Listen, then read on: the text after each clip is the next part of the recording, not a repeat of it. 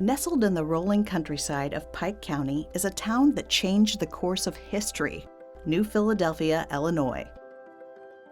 Founded in 1836, it wasn't just any town. It was a daring experiment in freedom, resilience, and equality. The first town that was registered and platted by an African American before the Civil War is pretty extraordinary. Free Frank bought his own freedom. He bought the freedom of many members of his family, and part of that was done through selling off plots in this community. And the fact that this was a multiracial community is also such an extraordinary thing for having been done prior to the Civil War. Frank McWorter, better known as Free Frank, was once a slave who managed to buy his own freedom and the freedom of 16 family members through his hard work mining and selling saltpeter. When he established New Philadelphia, it was a bold and groundbreaking act of self-determination. He dreamed of creating a place where people of any race could live and thrive together. For Free Frank's great-great-grandson, Gerald McWorter, New Philadelphia is a personal story. It was our family history. Subsequent to that, because of my cousin who did her doctoral dissertation on the Free Frank New Philadelphia story at the University of Chicago, and my aunt, her mother, who was a teacher, and she always had these boards with newspaper clippings and pictures, etc. She's an elementary school teacher. And so we heard the story every time the family gathered. But again, it was only later that we began to understand how amazing the story was, because now it's our story in the sense of it's a country story and not just our family story. At its peak, New Philadelphia was a thriving community where Black and white residents lived and worked side by side. The town had everything: a post office, a blacksmith shop, stagecoaches coming through, a schoolhouse, and a general store. But when the railroads passed it by, the population started to shrink, and over time, the town faded away, eventually disappearing from the maps. It has changed. And in our book, we say it became a town, it became a settlement, and then it became a memory.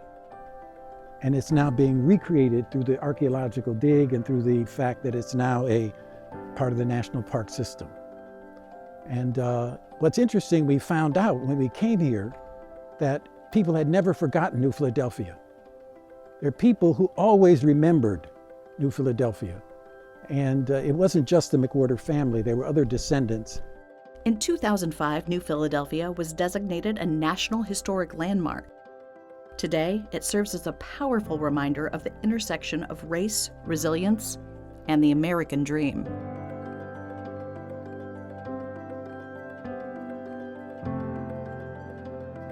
So for almost 30 years, this organization has been preserving the memory and wanting it to become a national park. And by golly, it became a national park.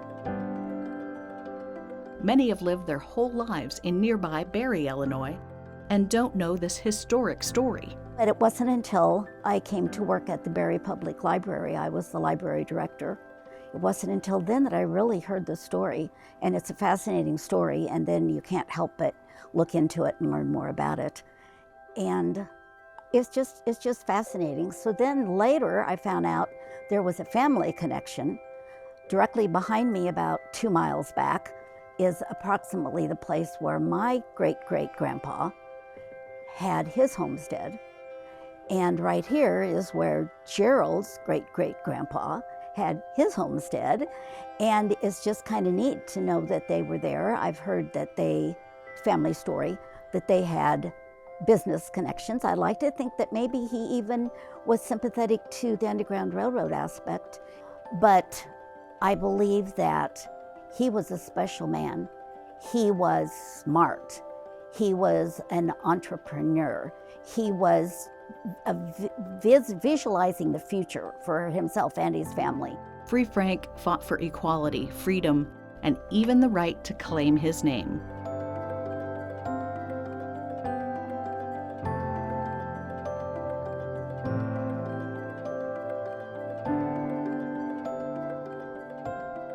Often, when there was a last name, it was associated with the family that owned the slaves.